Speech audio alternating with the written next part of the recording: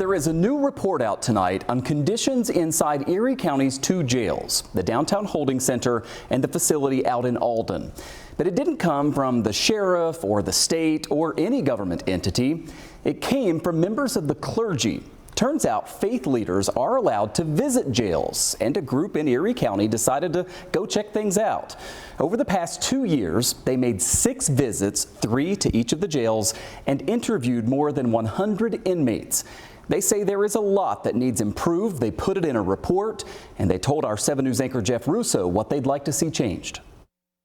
The incarcerated people are as fully human as people outside. It's an initiative aimed at providing the public with critical information on what's happening inside Erie County correctional facilities. No matter how well they're run, they need to be watched over. The Erie County Clergy Jail Visiting Project presenting its first public report on Wednesday, offering findings and recommendations on improving Erie County's jails. My personal hopes for this project are that it shed light on areas that need attention, as well as it has focused on areas where we have made improvement. The report is based on a total of 6 visits by clergy members over the last 2 years to both the Erie County Correctional Facility in Alden and the Erie County Holding Center in downtown Buffalo, and included more than 100 interviews. In each visit, a team of clergy goes to housing areas that the team chooses.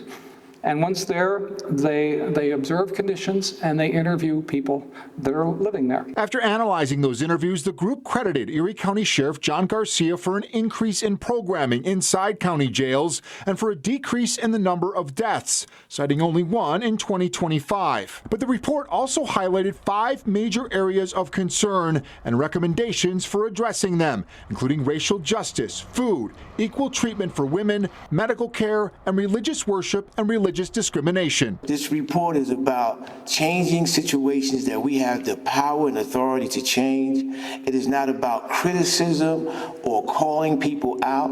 It is about making sure that the people who reside in those facilities and work in those facilities have the best opportunity to leave there better than they came in each and every day. It's really important that we shine a light on this and to try to do something. A lot of the changes suggested are not big. They are things that we are capable of doing.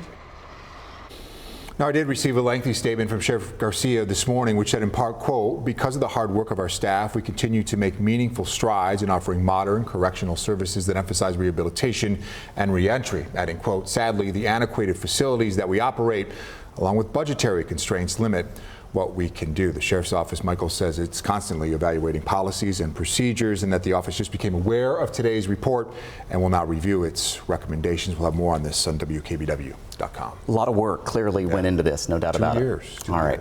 Jeff, thank you very much.